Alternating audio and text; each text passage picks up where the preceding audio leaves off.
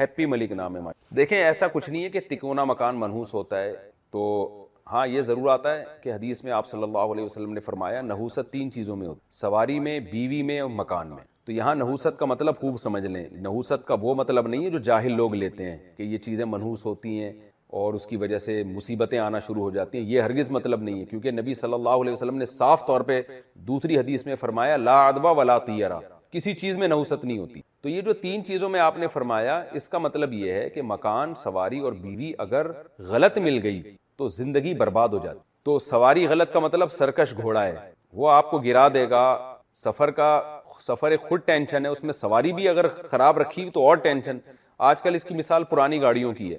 پرانی گاڑی کسی کو دے دیں، آپ گفٹ میں دے دیں. اگر کسی سے آپ کی دشمنی ہے نا تو آپ اس کو پرانی گاڑی تحفے میں دے دیں. اتنا پیسہ اس کا گاڑی پہ خرچ ہوگا، کبھی ٹائر پنچر ہو رہا ہے، کبھی انجن میں کام نکل رہا ہے، جاتے جاتے بیچ روڈ پہ وہ دغا دے جاتی ہے، صحراؤں میں لے جا کے آپ کو چھوڑ دیتی ہے وہ گاڑی. تو یہ نحوست کا یہ مطلب ہے کہ سواری ہمیشہ اچھی رکھو. اسی طرح بیوی کے بارے میں حدیث میں آتا ہے کہ اگر یعنی اس میں بھی نحوست ہو سکتی ہے، تو وہاں بھی نحوست کا مطلب ہے کہ اگر عورت بد اخلاق ہے اور آپ سے محبت نہیں کرتی ہے تو وہ آپ کی زندگی کو عذاب بنا دے گی. جیسے کہ نظر آ رہا ہے، مشاہدہ ہو رہا ہے کہ بعض دفعہ یہ ہوتا ہے کہ بیوی جو ہے نا وہ بد اخلاق بھی ہوتی ہے اور بدتمیز بھی ہوتی ہے، ناشکری بھی ہوتی ہے، اور آپ اس کو برداشت کر رہے ہیں لیکن وہ معاشرے میں آپ کو ذلیل بھی کر دیتی ہے، الٹا پیسہ کھا جاتی ہے، خیانت کرتی ہے.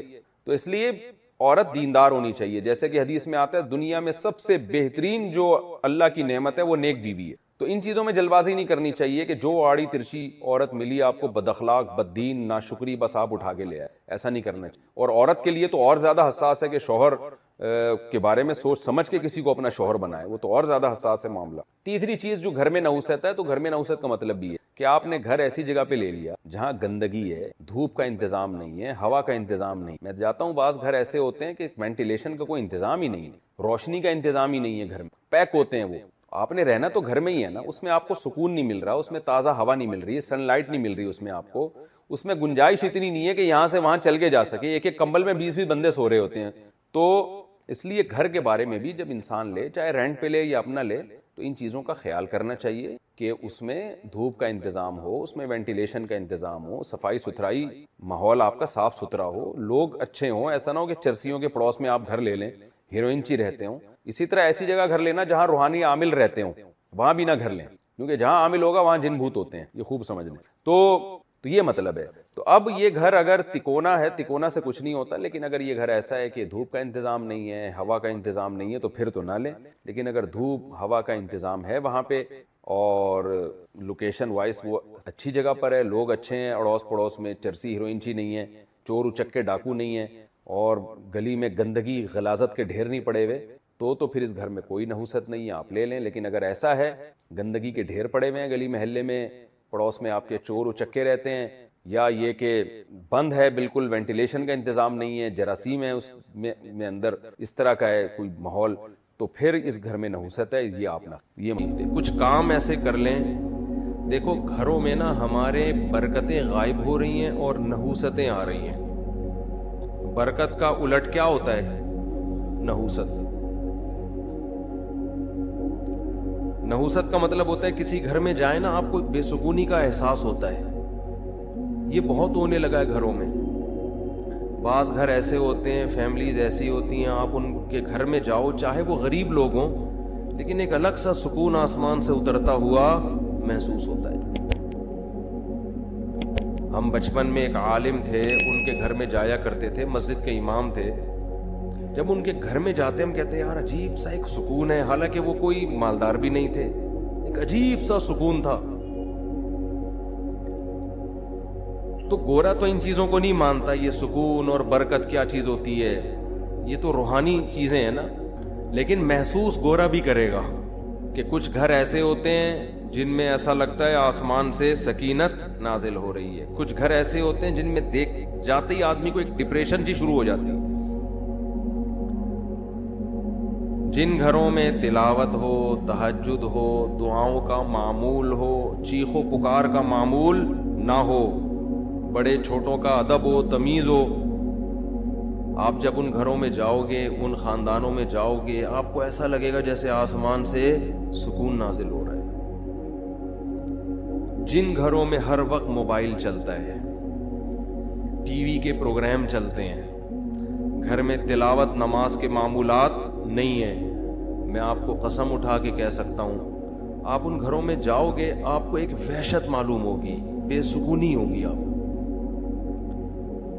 دیکھو کچھ چیزیں لگتا ہے کہ انٹرٹینمنٹ کی ہیں، کچھ چیزیں ایسا لگتا ہے کہ یہ کیا ہیں، انٹرٹین کرتی ہیں، لیکن حقیقت میں وہ انٹرٹین نہیں کرتی، آپ کی انٹرٹینمنٹ کی ایسی کی تیسی کرتی ہیں۔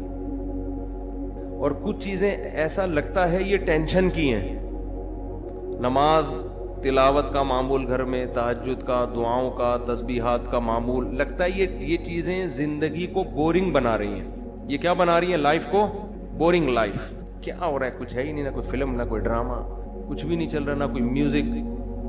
تو لگتا ہے کہ یہ چیزیں بورنگ بنا رہی ہیں، لیکن حقیقت میں وہ لائف کو مزیدار بنا رہی ہوتی ہیں، مزیدار بنا رہی ہوتی ہیں لائف کو۔ اس کی میں مثال دیتا ہوں۔ کسی چرسی کو آپ نے منع کیا کہ یہ چرس تو کیوں پیتا ہے، یا ہیروئن چی کو آپ نے کہا یہ ہیروئن تو کیوں پیتا ہے۔ بتاؤ ہیروئن چی سکون میں ہوتے ہیں یا ٹینشن میں؟ ان کی شکل جو ہوتی ہے ٹینشن والی ہوتی ہے یا سکون والی؟ ٹینشن ہے، عجیب سے بکھرے ہوئے بال، عجیب آدمی کہتا ہے اللہ کی بنا، اللہ نے مجھے ایسا نہیں بنایا، اور ہر تھوڑی دیر کے بعد کانپنا شروع کر دے گا، اس کو ہیروئن چاہیے، زندگی برباد، بے سکون۔ اب آپ نے ہیروئن چی کو کہا یار تیری شکل سے لگتا ہے کہ تو ہیروئن چی ہے، یعنی بے سکون ہے، تیری طبیعت میں سکون نہیں ہے، کیا حال بنایا ہوا ہے جی، مصیبت۔ تو یہ ہیروئن تو چھوڑ دے۔ اب وہ جواب میں دلیل دے گا مجھے سکون کس سے ملتا ہے؟ ہیروئن سے۔ میری انٹرٹینمنٹ کس چیز سے ہے؟ ہیروئن سے۔ تو آپ عقل مند ہوگے تو اس کی دلیل کا کیا جواب دو گے؟ ارے بے وقوف، یہ تجھے سکون اس سے اس لیے مل رہا ہے کہ تو نے اپنے آپ کو اس کی لت ڈال دی ہے۔ تو اگر اس کا عادی نہ ہوتا، اس چیز میں نہ پڑتا، تو اسے جو سکون تجھے چاہیے نا ٹینشن کے بعد، تو ٹینشن ہی نہیں ہوتی، تو سکون کی تجھے ضرورت نہیں ہوتی۔ سکون کی ضرورت اس کو ہوتی ہے نا جو ٹینشن میں ہوتا ہے۔ تو آپ اسے کہیں گے کہ یہ تو تو خود ٹینشن اپنے لیے پیدا کی تو نے، اب تجھے ہیروئن نہیں ملتی تو تجھے سکون کے لیے کیا چاہیے؟ ہیروئن چاہیے۔ تو اگر تو عادت نہ ڈالتا تو تجھے ٹینشن پیدا ہی نہیں ہوتی، اور اس ٹینشن کو دور کرنے کے لیے تجھے نشے کی ضرورت پڑتی نہیں ہے۔ تو جو لوگ اپنے آپ کو موسیقی کا رسیالہ بنا لیتے ہیں، ہر وقت ویڈیو گیم، پب جی، موبائل، ڈرامے، فلمیں، یہ چرسی ہیں حقیقت میں۔ ان کو ٹینشن ہوگی، اس ٹینشن کو دور کرنے کے لیے ان کو گانا سننا پڑے گا، تو یہ ٹینشن میں جلدی جانے لگتے ہیں، پھر اس سے نکلنا پڑتا ہے ان کو۔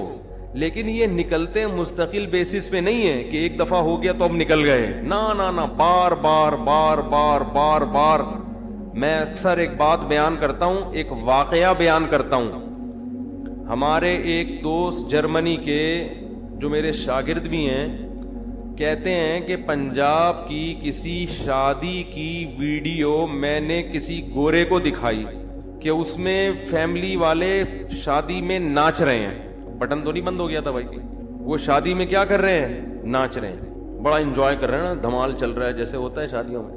کہہ رہے میں نے کسی گورے کو یہ دکھائی کہ یہ دیکھو ہمارے پاکستانی کیسے لائف کو انجوائے کر رہے ہیں۔ اس گورے نے کہا یہ سب نے پی رکھی ہے، یہ سب پی کے کر رہے ہیں؟ اس نے کہا نہیں، اتنے ابھی ہم ایڈوانس نہیں ہیں۔ تو اس گورے نے کہا حیرت کی بات ہے، انہوں نے شراب بھی نہیں پی ہوئی، پھر بھی اتنا انجوائے کر کیسے رہے ہیں؟ یہ سمجھ میں آ رہی ہے بات؟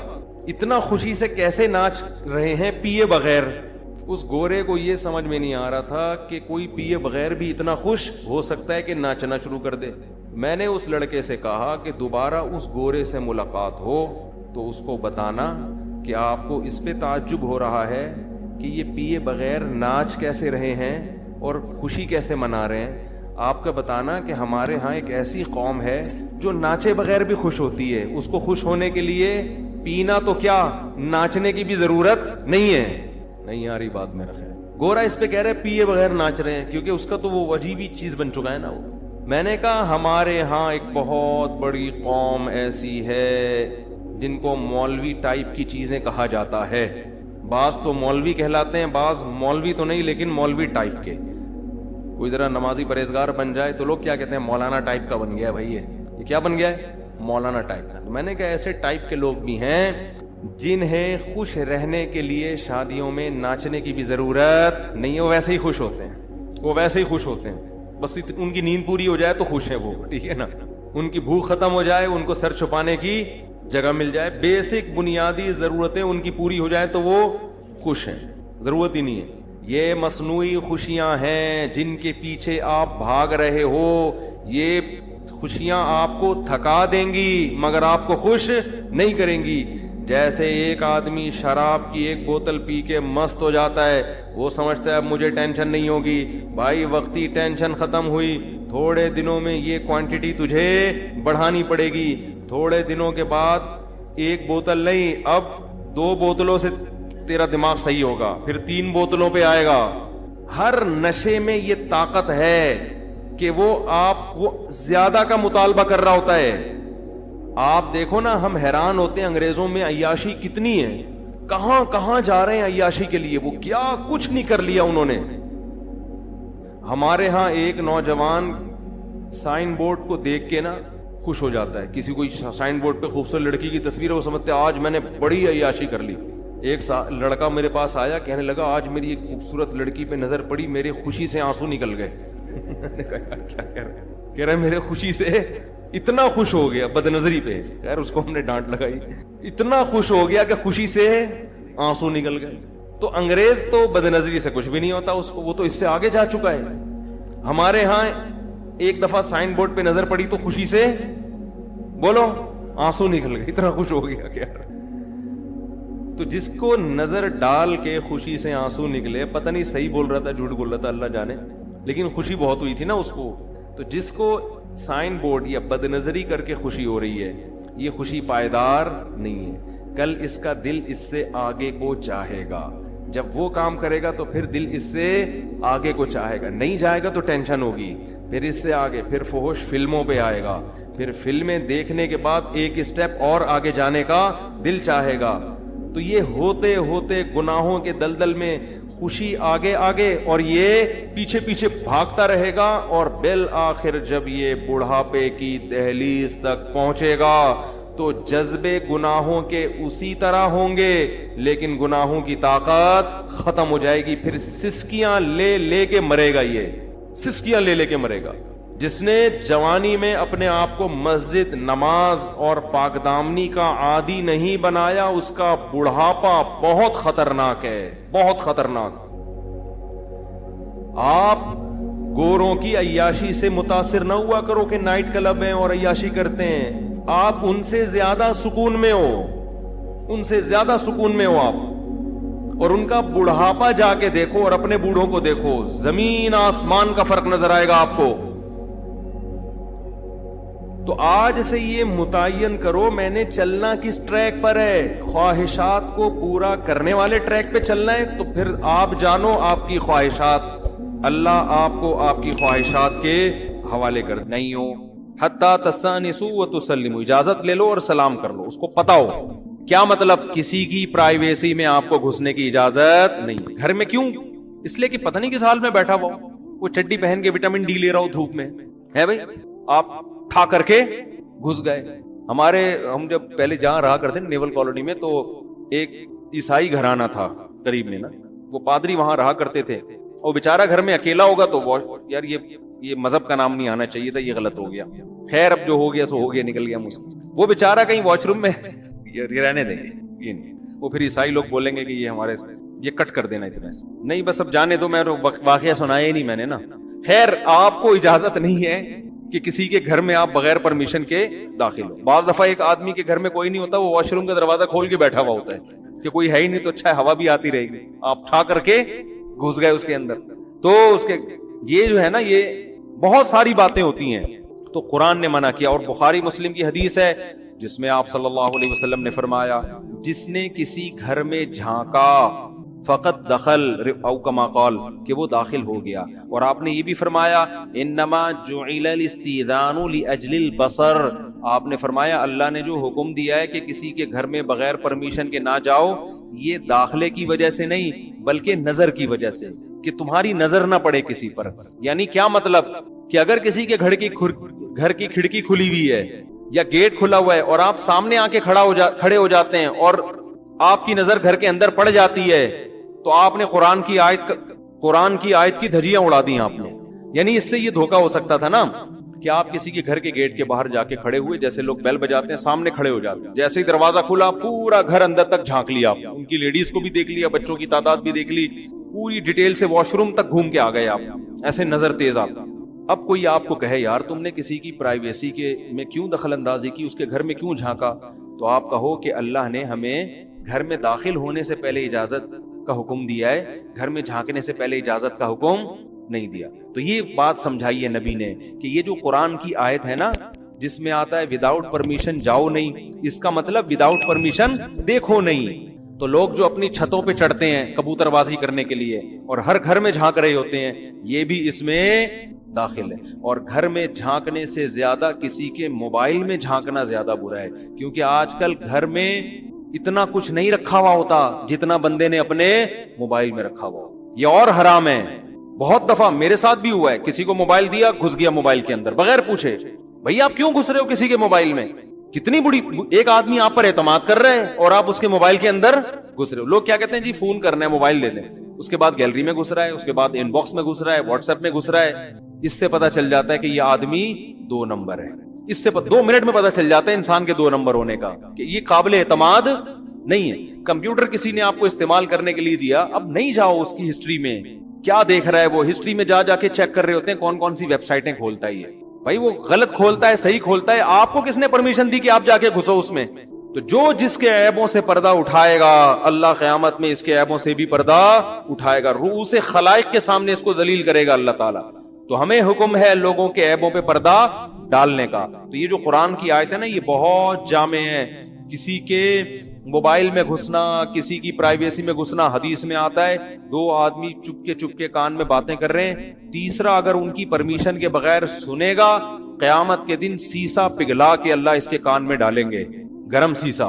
اتنا بڑا جرم ہے یہ. صب فی اذنیہ وقرا. کیوں؟ وہ 2 جب تم سے چھپا رہے ہیں تم کیوں جا کے ان کے بیچ میں گھس رہے ہو بھائی کہ کیا باتیں کر رہے ہیں؟ بعض دفعہ یہ ہوتا ہے، ہم نے اپنے بڑوں سے سنا ایک بزرگ کا واقعہ، غالباً مولانا قاسم نانوتوی رحمۃ اللہ علیہ کا، کہ وہ لیٹے ہوئے تھے کہیں جیسے سو رہے ہوتے ہیں نا، 2 بندے آ کے ان کے پاس بات کرنے لگے. انہوں نے فوراً آنکھ کھول دی اور کہا دیکھو بھائی میں جاگ رہا ہوں، میں سو نہیں رہا، تاکہ ایسا نہ ہو کہ یہ بات مجھ سے چھپانا چاہتے ہیں اور میں سن لوں. ہم کیا کرتے ہیں، جاگ رہے ہوتے ہیں تو گھننے بن کے ایسے بن جاتے ہیں جیسے گہری نیند سو رہے ہیں. تو یہ طریقہ ٹھیک نہیں ہے. گھر میں بھی اس طرح سے اتنا بیوی پہ بھی شک و شبہ کرنا اور اس کے موبائل میں گھسنا، اور شوہروں کے موبائل میں گھس رہی ہے، یہ بھی غلط ہے، اس کی بھی اجازت نہیں ہے. خواتین کیا کرتی ہیں، چپکے سے پاسورڈ دیکھ کے شوہر کی پینٹ سے موبائل نکال کے ساری وسیم ستار جو بھی اس نے نام سیو کیے ہوئے نا لڑکیوں کے مختلف ناموں کے ساتھ، اور پھر گھر میں ایک بھڈا زندگی بھر کے لیے اعتماد ختم اور طلاق پر نوبت پہنچتی ہے. چھوڑو یار، مٹی ڈالو، تمہارے سامنے ٹھیک ہے تو اس کا مطلب کیا ہے ٹھیک ہے. اتنا زیادہ گہرائی میں گھسنے کی کوشش مت کرو. مرد پہ کسی کا باپ بھی کنٹرول نہیں کر سکتا. اگر تم نے اس کو پکڑ لیا کہ یہ اصل میں لڑکیاں تھیں جو لڑکوں کے نام سے سیو ہیں، تو کیا وہ تمہارے دباؤ میں آ کے چھوڑ دے گا؟ یہ وہ باہر جا کے یہ کام کرنا شروع کر دے گا. کون 100% کون کس پہ کنٹرول کر سکتا ہے؟ یہ تو پولیس نہیں کر سکتی. تو وہ باہر خواتین بتا رہی ہوتی میرے میاں کے موبائل میں پکڑا گیا ہو، بات چیت ہو رہی تھی. میں کہتا ہوں وہ غلط کیا آپ کے میاں نے، لیکن آپ نے جو موبائل میں گھسی ہو نا یہ غلط کیا. اچھی بھلی محبت کی زندگی گزر رہی تھی، خام خام میں اس کو کس میں ڈال دیا؟ شکوک اور شبہات. اب ساری زندگی اس عورت کو اپنے شوہر پہ کبھی اعتماد نہیں آیا. بھائی تمہارے حقوق ادا کر رہا ہے، تمہارے ساتھ رہ رہا ہے، چھوڑو یار. بس سمجھو کہ میرا میاں اس دنیا میں سب سے اچھا. یہ تو دوسری شادی کی بات نہیں کرتا، دوستی کی بات کہاں سے کرے گا؟ ایک مثال دے رہا ہوں میں. تو اچھے سمجھو، اس سے محبت قائم رہے گی. اور جیسا بھی خراب ہے نا بڈھا ہو کے ٹھیک ہو جائے گا یہ. میں نہیں کہہ رہا کہ مرد خراب ہونا چاہیے، جو کر رہے ہیں بہت ہی غلط کر رہے ہیں وہ، لیکن عورتوں کو میں کہتا ہوں کہ بھائی تم اس کے موبائل میں گھس گھس کے ٹریس کرو گی کیا کر رہا ہے کیا نہیں کر رہا, یہ گھر میں چھوڑ دے گا, گھر سے باہر شروع یہ تھڑے پہ بیٹھ کے دوسرا موبائل خرید لے گا. کتنے لوگ ہیں آفس کے لیے الگ موبائل رکھا ہوا ہے, گاڑی کے لیے الگ موبائل رکھا ہوا ہے, اور جو ہے باہر کے لیے الگ موبائل رکھا ہوا ہے, گھر کے لیے انہوں نے الگ موبائل رکھا, تو یہ حرکتیں شروع کر دے گا. تو بدگمانیوں سے کوئی فائدہ نہیں ہے. نہ مرد کو اجازت ہے بیوی کے موبائل میں خام خام گھس گھس کے دیکھے کیا کر رہی ہے, نہ شوہر کو. ہاں اگر واقعی ثبوت ہو, کوئی قوی شبہ ہو, قوی وہم نہ ہو, تو پھر پہلے سے بتا دیا جائے. پہلے سے کیا کر دیا جائے, بولو, بتا کہ بھائی مسئلہ سارا یہ ہے کہ دیکھو جو ہے نا کچھ ایسے باتیں آ رہی ہیں جس سے ہمارے آپس کے تعلقات کیا ہوں گے, خراب ہو جائیں. تو یہ جو موبائل ہے نا یہ بڑی خطرناک چیز ہے, بیگم کو بتا دیا جائے, بیگم پھر یہ جو ہے نا میں موبائل آپ کا چیک کر.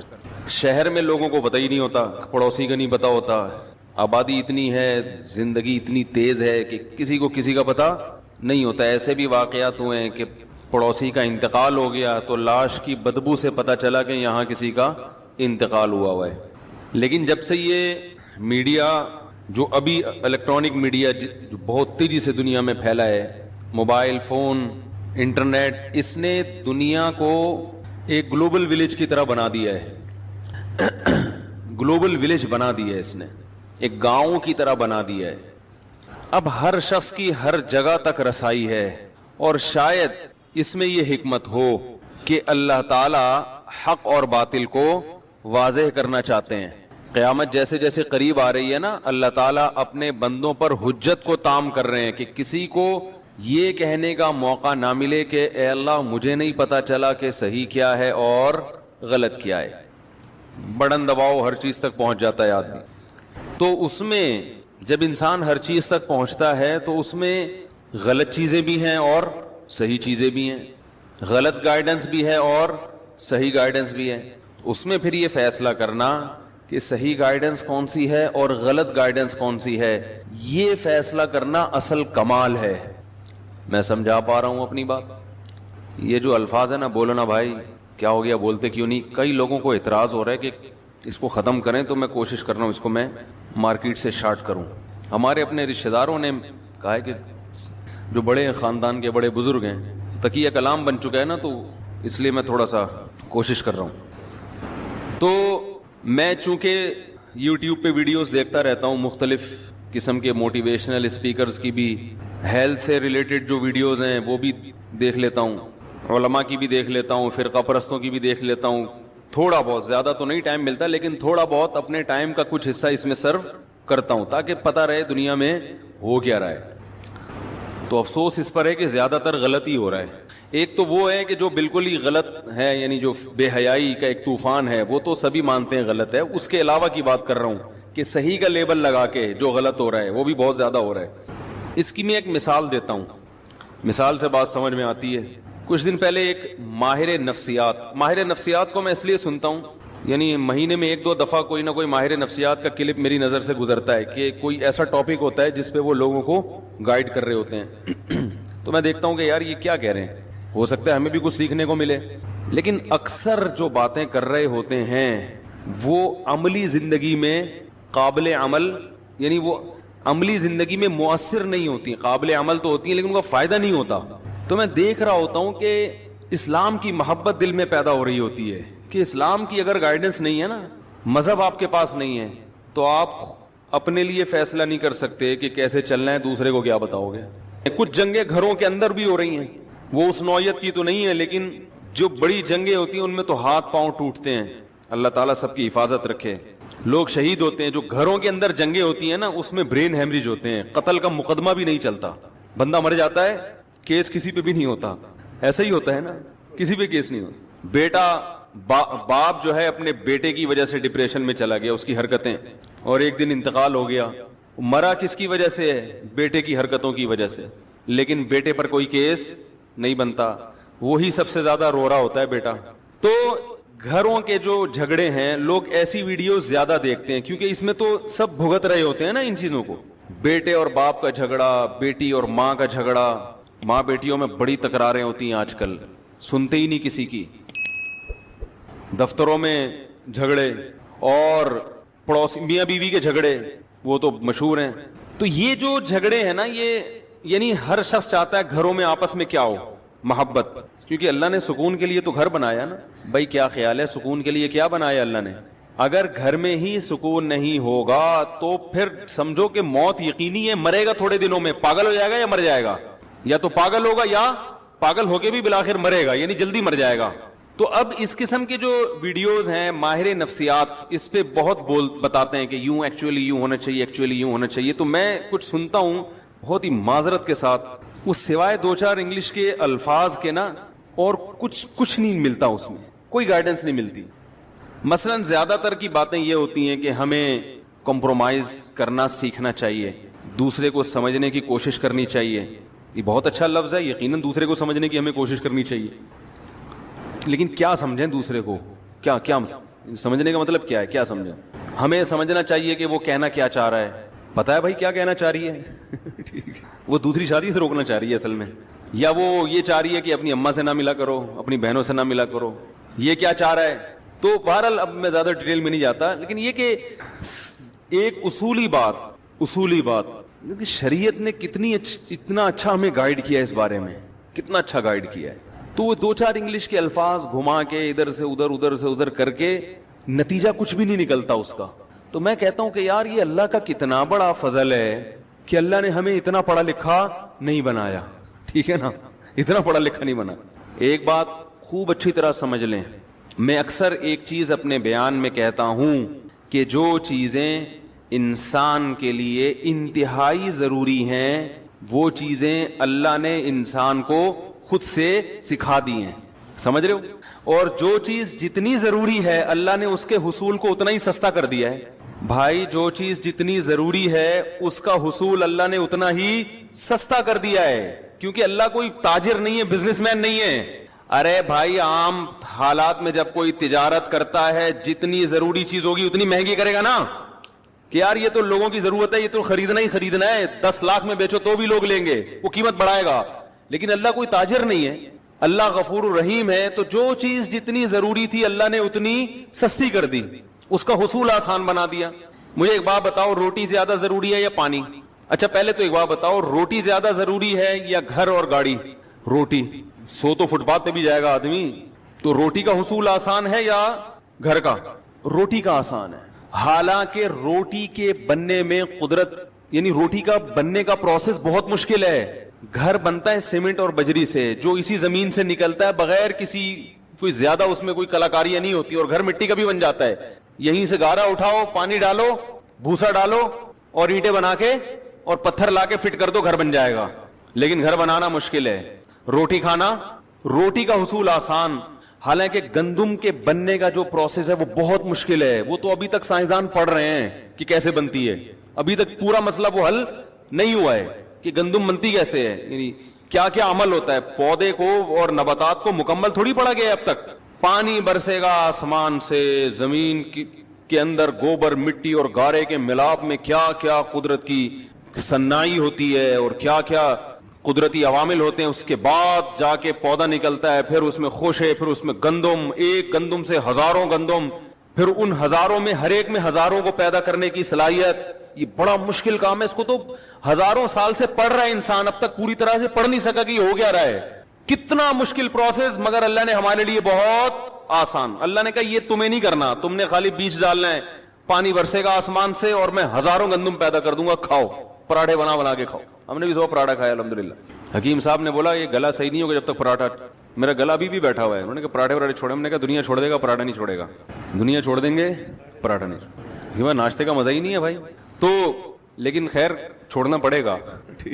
تو کتنا مشکل پروسیس ہے، مگر قدرت نے ہمارے لیے بہت سستا کر دیا کہ ایک سے ایک ہزاروں پیدا ہوں گے. یعنی رزق کی کمی کا کوئی سوال پیدا نہیں ہوتا. اگر رزق کی کمی ہو رہی تو ہماری اپنی حماقت سے نا، کسان بیج ہی نہیں ڈال رہا گندم، یا گورنمنٹ پانی نہیں دے رہی اس کو، ڈیم ہی نہیں بنا رہی، تو وہ تو حکومت کی نااہلی ہے نا، وہ تو حکومت کی نااہلی ہے. اور حکومت ہم ہی بناتے ہیں تو ہماری نااہلی ہو گئی. تو بھائی جیسی بنائی ہے وہی چیز ملے گی، جو آپ نے جس کو اوپر لے کر آئے جو فیصلے ہوں گے وہاں سے وہ آپ ہی کے فیصلے ہیں. تو کتنا آسان کر دیا اللہ تعالیٰ نے.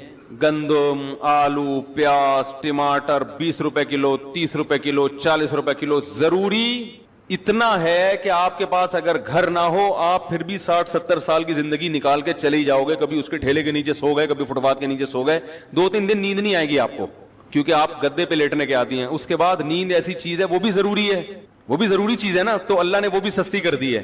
اللہ تعالیٰ کہتے ہیں 2-3 دن تو نہیں سوئے گا تو میں خود ہی گن پوائنٹ پہ سلاؤں گا تجھے, بیٹھے بیٹھے پھر سو جائے گا. ہمارے ساتھ ایسا ہوتا ہے سفر میں بعض دفعہ نیند نہیں آتی تو 2 دن ہو گئے جاگے ہوئے, اس کے بعد پھر سفر میں ہی سو جاتے ہیں.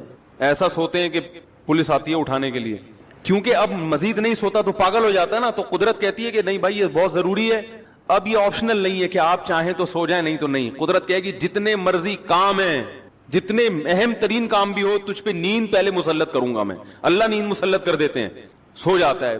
بیت الخلاء میں بیٹھے بیٹھے بندے سوتے ہوئے دیکھے ہم نے, بہت دنوں سے جاگے ہوئے تھے, مزدور گیا واش روم, نکل ہی نہیں رہا. آدمی کو ڈر ہوا, مر تو نہیں, یہ پتا چلا سو رہا ہے وہاں بیٹھا ہوا, 2-3 دن سے سویا نہیں تھا تو وہاں سو گیا. یہ قدرت کی طرف سے ہے نا, ضروری ہے تو آسان بنا دیا قدرت نے. تو سب سے یعنی روٹی کو اللہ نے آسان رکھا, 20 روپے میں 10 روپے میں مل جاتی ہے, اور جن کو نہیں ملتی تو صدقہ خیرات کر کے لوگ کھلا دیتے ہیں, کہیں نہ کہیں سے ہو ہی جاتا ہے انتظام. اب پانی زیادہ ضروری ہے یا روٹی؟ روٹی سے زیادہ ضروری کیا ہے؟ پانی. تو روٹی میں تو پھر بھی کسان کو چاہیے. کسان کیا کرتا ہے؟ ہل چلاتا ہے, گندم ڈالتا ہے زمین میں, پھر پودے اگتے ہیں. کیا خیال ہے؟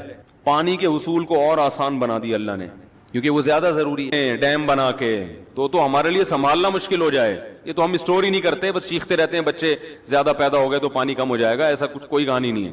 اتنی بارشیں برس نہیں ہے کہ ان کو اسٹور کر لو تو برساتی مینڈکوں کی طرح بھی بچے پیدا ہونا, وہ اس میں تیرتے رہیں گے ڈیموں میں جا کے, پانی ختم نہیں ہوگا.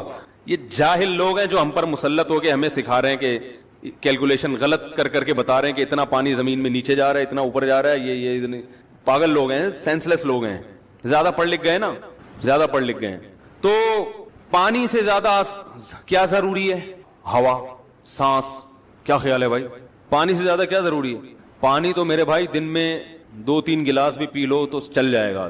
لہذا اللہ نے اس میں ہمیں یہ کہا ہے کہ ارادہ کر کے پیو, جاؤ, پوستیوں کو نہیں ملے گا. پڑے ہوئے بیٹھے ہوئے پیاس لگ رہی ہے, اٹھ کے کولر کی طرف نہیں جا رہے, تو اتنی محنت کر. اتنا سستا بھی نہیں ہے کہ کوئی تمہارے منہ میں پائپ لگا کے جائے.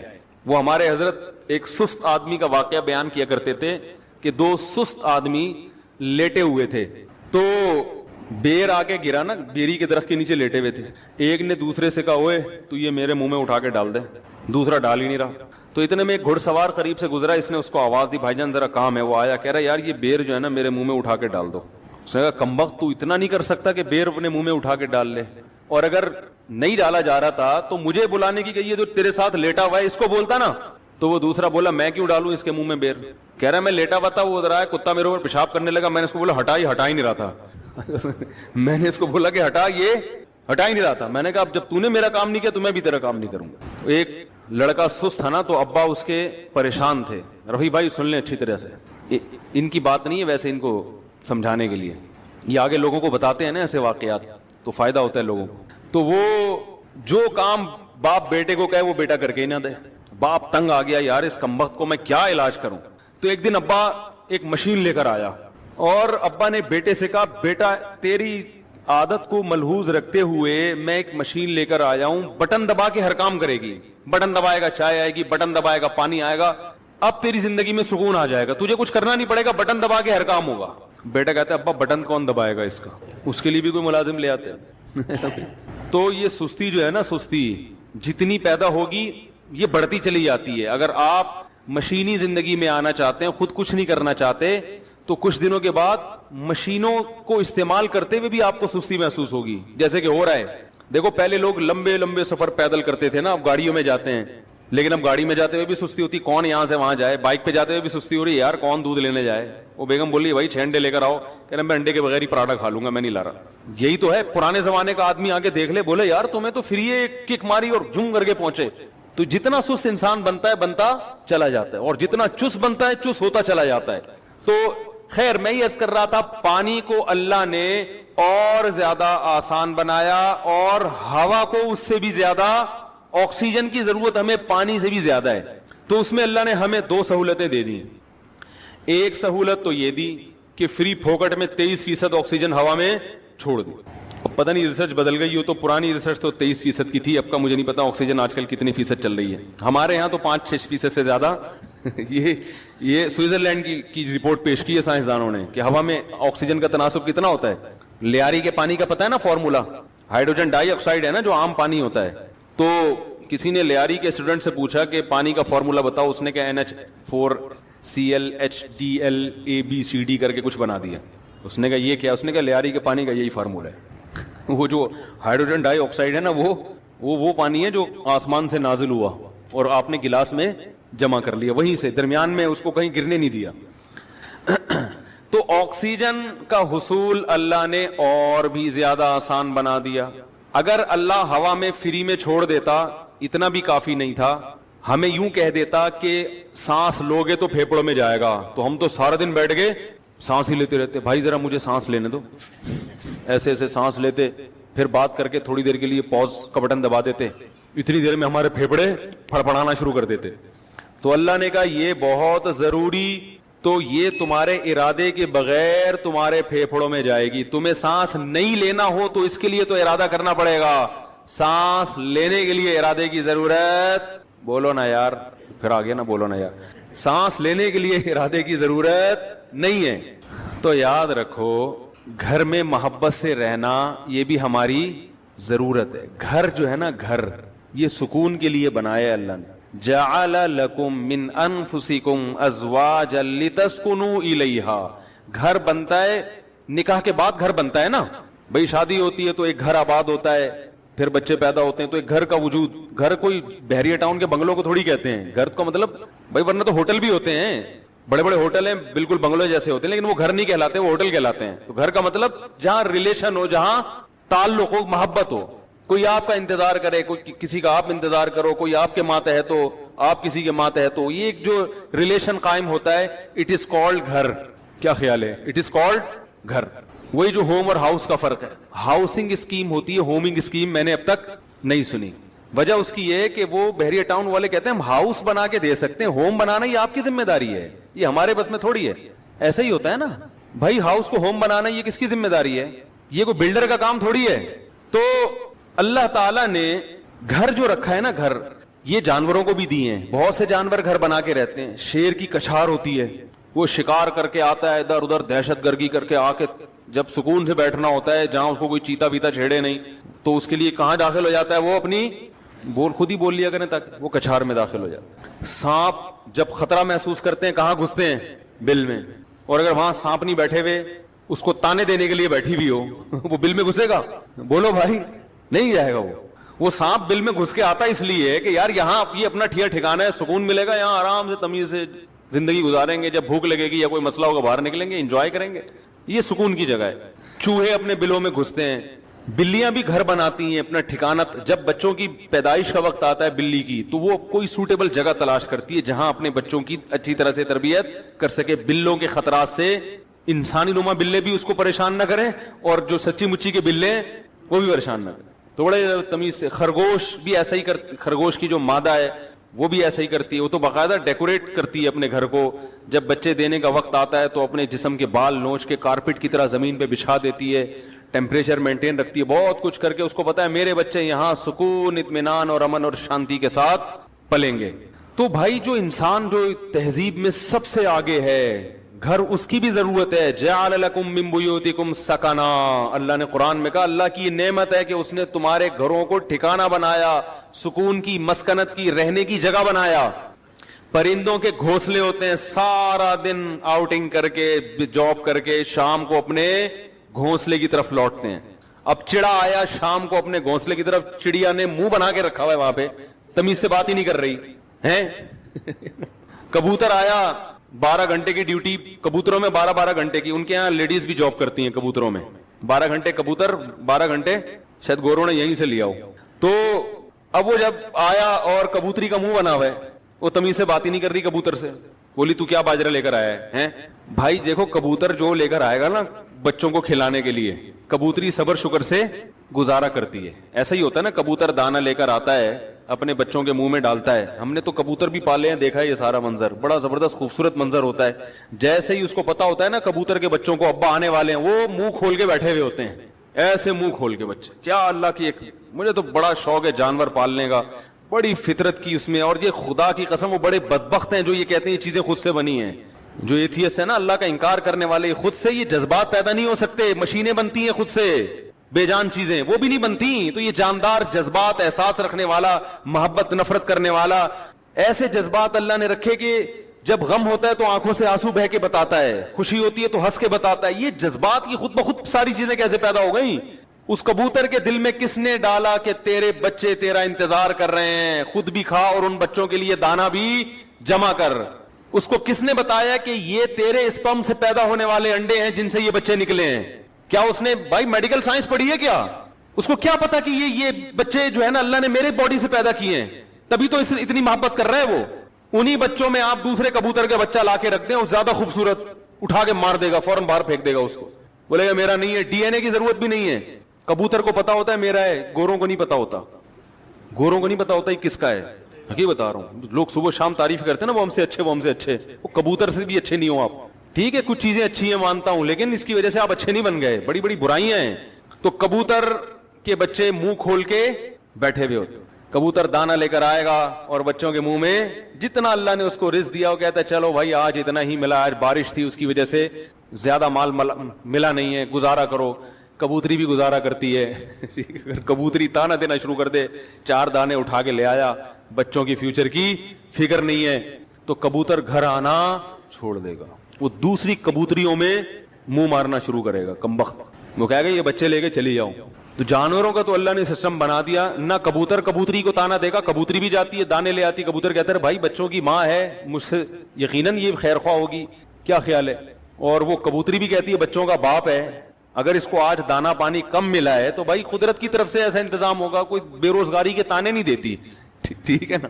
ہاں اگر وہ دیکھے کہ کبوتر وہیں پڑا ہوا ہے کمبخت اڑ نہیں رہا, پھر یقیناً کبوتری کا رائٹ ہے کہ وہ اس کو تانے دے دے کے مار دے, پھر اس کا حق ہے. تو جتنے جانور ہیں دن رات کی ٹینشن کے بعد آتے کہاں ہیں؟ ٹھکانے میں, آشیانے میں. انسان کے لیے بھی اللہ نے گھر بنائے ہیں. قرآن کے الفاظ ہیں جعل لکم من بیوتکم سکنا, کہ اللہ نے تمہارے لیے گھروں کو رہائش کی جگہ بنایا. سکنا جو ہے نا یعنی رہائش کی جگہ. اور اللہ نے یہ بھی فرمایا گھر بنتا ہے ریلیشن سے. جعل لکم من ازواج جعل لکم من انفسکم ازواجا لتسکنوا الیہا, اللہ نے تمہارے لیے جوڑے پیدا کیے تاکہ تم سکون حاصل کرو.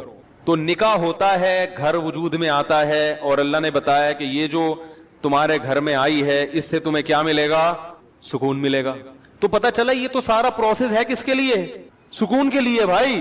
اور ہمارے ہاں زیادہ تر ٹینشنوں کے واقعات گھروں کے ہوتے ہیں. جن کے گھر نہیں ہیں وہ سکون سے ہیں, اور جن کے گھر ہیں وہ ڈپریشن کی گولیاں کھا رہے ہیں. تو اس کا مطلب معاشرے میں کوئی بہت ہی الٹا کام ہو رہا ہے جو بالکل فطرت سے ہٹ کر ہے. کیا ایسے یار کیوں سمجھ میں کیوں نہیں آ رہا؟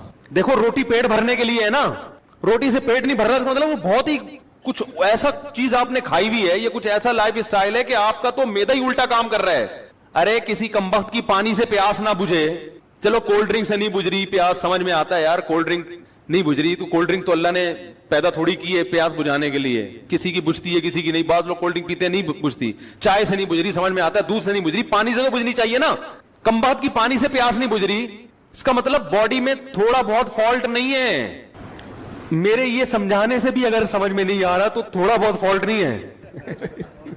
اتنی اچھی مثال دے کے بھی اگر سمجھ میں نہیں آ رہا تو میرے بھائی جن کی نہیں آ رہا, یہاں تھوڑا سا فالٹ بہت بڑا فالٹ ہے, بہت بڑا فالٹ ہے.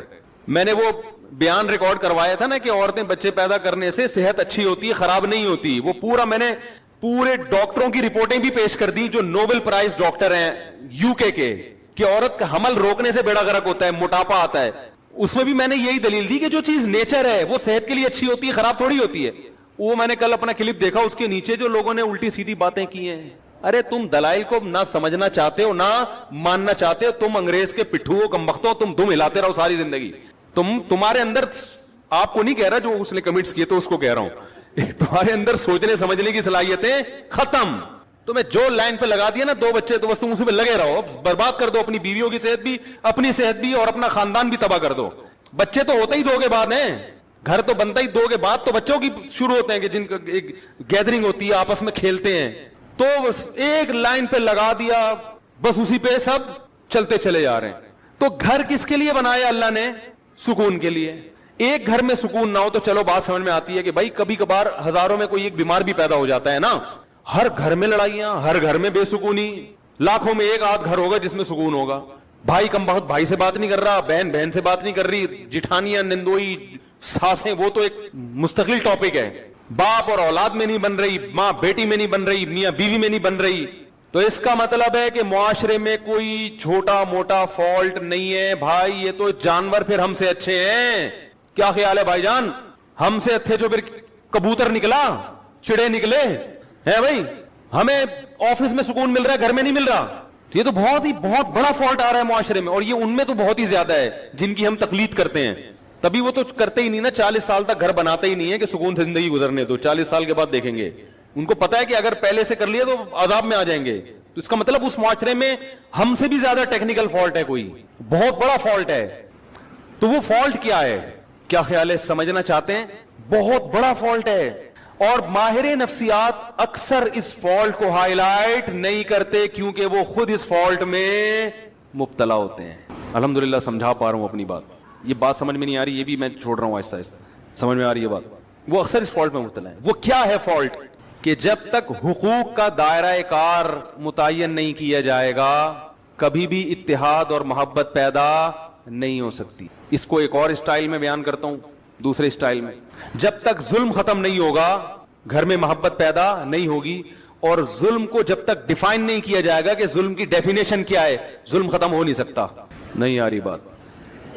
جو مذہب کو فالو نہیں کرتے, خدا کی قسم لا الہ الا اللہ قیامت تک الٹے لٹک کے پی ایچ ڈی کر لیں نفسیات میں, وہ ظلم کی ڈیفینیشن بیان کر ہی نہیں سکتے کہ ظلم کہتے کسے ہیں. کیونکہ ظلم کہتے ہیں کسی کا حق ادا نہ کرنا. جب آپ کو پتہ ہی نہیں ہوگا اس کا حق ہے کیا, تو ادا نہ کرنا اور کرنا کیا کیا کیا ڈیفینیشن ہوگی, پتہ کیسے چلے گا کہ حق کی ادائیگی کیا ہے اور عدم ادائیگی کیا ہے؟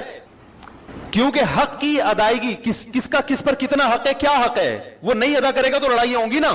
میں سمجھ رہا ہوں کہ اس کا مجھ پر حق ہے, وہ سمجھ رہا ہے کہ ہے ہی نہیں, تو کیسے معاملہ چلے گا؟ یہ فیصلہ کون کرے گا کہ یہ مطالبہ درست ہے یا غلط ہے؟ یا تو یہ اسلام بتائے گا. اسلام اگر نہیں بتاتا تو پھر پوری کائنات بیٹھ کے یہ ڈیفائن ہی نہیں کر سکتی کہ کس کے کس پر کیا حقوق ہے, اس میں اختلاف پیدا ہوگا. بعض دفعہ کلچر بتاتا ہے کہ کس کا کس پر کیا حق ہے, وہ کلچر غلط بتا رہا ہوتا ہے, ساری دنیا کہہ رہی ہے کلچر غلط ہے. دیکھو کلچر تو یہ کہتا ہے عورت کو چاہیے کہ جہیز لے کر آئے, کیا خیال ہے, کہتا ہے کہ نہیں کہتا؟ لیکن ساری دنیا کہتی ہے یہ کلچر غلط کہہ رہا ہے. انڈیا میں جہیز نہ لانے پر جلا دیا گیا بہوؤں کو, ایسے واقعات ہوئے, اس لیے کہ وہ کہہ رہے ہیں ظلم کیا, ہمارے جہیز کیوں نہیں لے کر آئی. ملکی قوانین بعض دفعہ بتاتے ہیں تو ملکی قوانین عاجز ہیں یہ بتانے سے کہ کس کا کیا حق ہے. آپ پوچھ لو جو لا ہے نا, اس آپ بولو بھائی یہ نہیں چاہیے, یہ نہیں چلے گا گھر میں.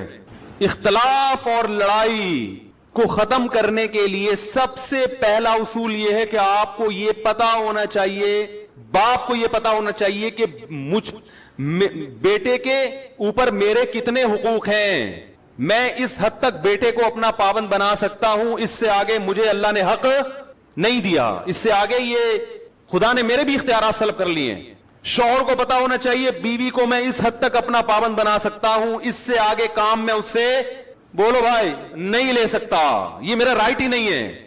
عورت کو پتا ہونا چاہیے اس حد تک شوہر سے مطالبات منوا سکتی ہوں, اس سے آگے اللہ نے باؤنڈری کھینچی ہوئی ہے, مجھے آگے جانے کی اجازت نہیں ہے. ساس کو پتا ہونا چاہیے اس حد تک بہو میری خدمت کرنا اخلاقی ذمہ داری ہے, وہ بھی یہ پتا ہونا اخلاقی ہے یا قانونی, یہ بھی پتا ہونا چاہیے. کچھ چیزیں اخلاقی ہوتی ہیں, قانونی نہیں ہوتی. اخلاق کا دائرہ کار اخلاق کی حد تک ہی ہوتا ہے. ارے پڑوسیوں کی کو پوچھنا اخلاقی ذمہ داری ہے نا, آپ نہیں پوچھ رہے تو کیا وہ کیس کر سکتا ہے آپ کے خلاف؟ بھائی حدیث میں آتا ہے کہ وہ شخص مومن نہیں ہے جو خود پیٹ بھر کے کھائے پڑوسی بھوکا سوئے. لیکن آپ پیٹ بھر کے کھا رہے ہو, پڑوسی بھوکا سو رہا ہے, گناہ ملے گا قیامت میں. لیکن اس بیس پہ پڑوسی آپ کے خلاف کیس نہیں کر سکتا, لڑ نہیں سکتا آپ سے. وہ حدیث میں تو آتا ہے تو پیٹ بھر کے کھا رہا ہے اور جو ہے نا میں بھوکا ہوں, گریبان پکڑ لیا, تو یہاں ظالم کون ہوگا؟ وہ پڑوسی ہوگا. بھائی اخلاقی ذمہ داری ہے کہ آپ پیٹ بھر کے کھا رہے ہو, لیکن آپ کی ہے, اس کی نہیں ہے, وہ نہیں مطالبہ کر سکتا. کچھ چیزیں اخلاقی ہیں, لیکن ہمارے ہاں کس کا کیا حق ہے یہ یونیورسٹیوں میں نہیں پڑھایا جاتا. ماہر نفسیات کو پتہ ہی نہیں ہوتا کہ حق کیا ہے, تو بیچارہ گائیڈ کیسے کرے گا؟ ہائے ہائے کیسے سمجھائیں. ماہر نفسیات بیچاروں کو پڑھا ہی نہیں ہوتا. اسلام پڑھیں گے تو پتہ چلے گا نا. انہوں نے تو گورے کو پڑھا ہے, گورے کو خود نہیں پتا, وہ اپنے گھروں میں سکون پیدا کر لیا. یہ نفسیات پڑھ کر آ رہے ہیں جرمنی کی یونیورسٹیوں میں اور وہاں سے سیکھ رہے ہیں کہ گھروں میں جوڑ کیسے پیدا ہو. جنہوں نے ان کو پڑھایا اس پروفیسر سے پوچھو کہ تمہارے گھر میں جوڑ ہے, وہ کہے گا میرا تو گھر ہی نہیں ہے, اور اس لیے نہیں ہے, مجھے پتا تھا گھر ہوگا تو پھڈے ہوں گے. تو ہم نے کہا بھی 55 سال میں کریں گے شادی, وہ تمہیں بتائے گا گھروں میں جوڑ کیسے پیدا ہو. یار کیا تو رینجرز کا کیس ہے بھائی, خطرناک کیس بنانے والا ہوں آپ کے خلاف. سارے مسائل یہاں سے کھڑے ہو رہے ہیں, گھروں میں جھگڑے, لڑائی, دفتروں میں. بھائی آپ کو پتہ ہی نہیں ہے کہ میں کہاں تک جا سکتا ہوں. دیکھو فوج میں پھڈے کم ہوتے ہیں, پولیس میں بھی, تھانے میں پھڈے کم ہوتے ہیں. وجہ اس کی یہ ہے کہ ایک رنگ روٹ کو پتا ہے کہ آفیسر کی بات میں نے ماننی ہے, کن باتوں کو ماننا ہے اور کون سی بات ایسی ہے جو میرے اوپر لازم نہیں ہے. اگر کوئی آفیسر میرے سے گھر سے پوچھا لگوانا شروع کر دے تو یہ میرے اوپر, اور آفیسر کو پتا ہے کہ میں نے یہ شروع کر دیا تو میرے خلاف کیس بھی ہو سکتا ہے. تو پھڈوں کا ریشو فوج میں, پولیس میں سب سے کم ہے, کیونکہ قانون ہے, ان کو لکھا ہوا ہے کہ یہ ذمہ داری ہے. دفتروں میں بھی پھڈے اکثر کم ہوتے ہیں کیونکہ باس کو پتا ہے کہ یہ امپلائی میرا کتنا تابع ہے, اس کو تنخواہ اس چیز ریٹرن میں لکھا ہوا ہوتا ہے کہ بھائی تجھے اس چیز کی تنخواہ مل رہی ہے, تو نے اتنے بجے آنا ہے, یہ کام کر کے دینا ہے, کرے گا تو میری بلا سے, تو شکل کا اچھا ہے برا ہے بھائی, تجھے ملیریا ہے, تجھے ٹی بی ہے, تجھے کیا ہے, تو نے پولیو کی ویکسینیشن کروائی ہوئی ہے کہ نہیں کروائی ہوئی, مجھے میری ہیڈ ایک نہیں ہے. یہی ہوتا ہے نا بھائی, یہ کام ہے, یہ کر کے دو گے تنخواہ ملے گی, نہیں تو پتلی گلی سے نکلو. اس لیے وہاں بھی پھڈوں کا ریشو کیا ہے, وہاں پھڈے ہوتے ہیں غیبتوں کی وجہ سے. وہ باس, وہ دیکھو وہ چمچا بنا ہوا ہے, اس کو تنخواہ بڑھا دی ہم کیونکہ ایمانداری سے کام کر رہے ہیں, ہماری تنخواہ نہیں بڑھ رہی. یہ اتنے اور بھی باتوں کی حد تک ہوتا ہے. ایسا نہیں ہوتا کہ کمپنی بند ہو جائے پھڈوں کی وجہ سے, صرف باتیں کریں گے. وہ تو شوق ہے مسلمانوں کو باتیں کرنے کا, کیونکہ کام وام تو ہوتا ہے گورنمنٹ کے اداروں میں ہی زیادہ ہوتا ہے نا, کیونکہ وہاں تو کام ہی نہیں ہوتا, تو باتیں کر کے ٹائم پاس کرنا ہوتا ہے. لیکن گھروں کے جو پھڈے ہوتے ہیں وہ خطرناک, چاقو نکل آتے ہیں, چھریاں نکل آتی ہیں, 2 سال تک بھائی سے بات ہی نہیں کر رہا, طلاقیں ہو جاتی ہیں, بچے رول جاتے ہیں, ڈپریشن میں چلے جاتے ہیں. ہم نے نہیں دیکھا کوئی باس کی وجہ سے ڈپریشن میں گیا ہو. ایسے میاں بہت دیکھے ہیں جو بیوی کی وجہ سے, عورتیں شوہر کی وجہ سے, بہویں ساس کی وجہ سے, ساس اپنی ساس کی وجہ سے. آپ کہنے والے تھے ساس بہو کی وجہ سے, اب تک ایسی رپورٹ آئی نہیں ہے, وہ چھوڑیں بھی زیادہ. تو خود سمجھدار ہیں آپ لوگ. وہ ساس بھی ڈپریشن میں آتی ہے, لیکن وہ کس کی وجہ سے, اپنی ساس نے اس کو ڈپریشن کا مریض بنا کے دنیا سے گئی ہوتی ہے, تو وہ آگے پارسل کر رہی ہوتی ہے یہ امانت بہو کی طرف کہ مجھے جو وراثت میں ڈپریشن ملی تھی وہ میں پوری کہاں ٹرانسفر کر رہی ہوں, بہو. اب جب جھگڑے ہوتے ہیں ساس بہو کے بہت, ہم کہتے ہیں بھائی الگ کرو, تو ماں باپ پھر غیرت کے تانے, ہم نے دودھ پلایا جوان کر دیا, الگ ہو رہے ہو. حالانکہ یہ ماں باپ کا رائٹ نہیں ہے, یہ آپ کا حق ہی نہیں ہے.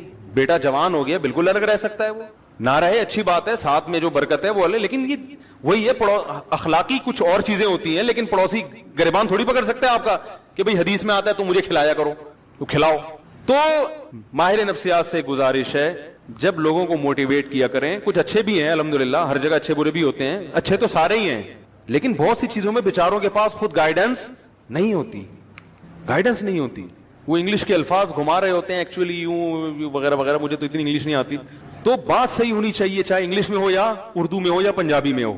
لوگ زبان کو دیکھ رہے ہیں آج کل, اسٹائل کو دیکھ رہے ہیں, باتوں کو, کیونکہ فلموں کا دور ہے نا, ڈراموں کا دور ہے, جس کے اسٹائل اچھے ہیں لوگ متاثر ہو رہے ہیں. بات کو تو دیکھ نہیں رہے, بات بھی ہو اسٹائل بھی ہو پھر مزہ ہے. کیا خیال ہے, بات بھی ہو اور اسٹائل بھی ہو, اور اگر اسٹائل نہیں ہے تو بات کو زیادد فوکس کرنا چاہیے. اسٹائل کی اتنی ویلیو نہیں ہے, لیکن بات بہرحال صحیح ہونی چاہیے. تو آپ کو یہ پتا ہونا چاہیے کہ میرے ماتحت جو لوگ ہیں میں ان کو اس حد تک پابند بنا سکتا ہوں, اس سے زیادہ شریعت نے مجھے حق بولو نہیں. یہ سب سے پہلے والدین پر آتا ہے. ہمارے یہاں پتہ ہے سسٹم کیا چل رہا ہے, جس کی لاٹھی اس کی بھینس. بیٹا فرما بردار ہوگا تو باپ اس کو نچوڑ لے گا, بولے کہ ہر بات مانتا ہے, تو اس کی یہی غلطی ہے کہ ہر بات مانتا ہے کم وقت. کہیں نو کر دے تو باپ بیٹے کے کو پورے معاشرے میں ذلیل کر دیتا ہے, میرا بیٹا میری بات نہیں مان رہا. ارے وہ ہر بات مان رہا ہے. ایک دفعہ ایک ابا آئے مجھے کہنے لگے میرا بیٹا یہ میرا, میں نے کہا یار ایسے بیٹے آج کل آرڈر پہ نہیں ملتے,